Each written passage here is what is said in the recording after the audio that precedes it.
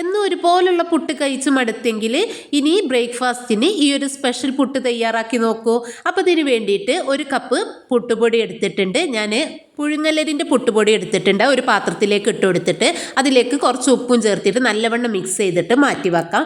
ഇനി ഒരു മിക്സിൻ്റെ ജാറിലേക്ക് ഒരു ചെറിയ കഷ്ണം പൈനാപ്പിൾ ഇതുപോലെ കട്ട് ചെയ്ത് ഇട്ട് കൊടുക്കാം. പിന്നെ ഇതിലേക്ക് ഒരു ടേബിൾ സ്പൂൺ പഞ്ചസാര ചേർത്തിയിട്ടുണ്ട്. പിന്നെ ഒരു 1/4 ടീസ്പൂൺ മഞ്ഞൾപ്പൊടിയും ചേർത്തണം. പിന്നെ കുറച്ച് വെള്ളം ഒഴിച്ചിട്ട് നല്ലവണ്ണം ഒന്ന് അരച്ചെടുക്കണം കേട്ടോ.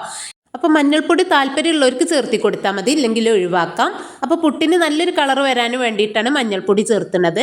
ഇനി നേരത്തെ മാറ്റി വെച്ച പുട്ടിൻ്റെ പൊടിയിലേക്ക് നമ്മൾ പൈനാപ്പിൾ അരച്ചെടുത്തത് കുറച്ചായിട്ട് ചേർത്തിട്ട് നല്ലവണ്ണം തന്നെ ഒന്ന് മിക്സ് ചെയ്തെടുക്കാം. അപ്പോൾ ഏകദേശം ഞാനിത് നല്ലവണ്ണം തന്നെ ഒന്ന് മിക്സ് ചെയ്തെടുത്തിട്ടുണ്ട്. ഇനി ഞാൻ കുറച്ച് സമയം വെക്കേണ്ടത് ഇത് പുഴുങ്ങല്ലരിൻ്റെ പുട്ടുപൊടി ആയതുകൊണ്ടാണ്. അങ്ങനെ ഞാൻ കുറച്ച് സമയത്തിന് ശേഷം നല്ലവണ്ണം തന്നെ ഒന്ന് മിക്സ് ചെയ്തെടുത്തിട്ടുണ്ട്.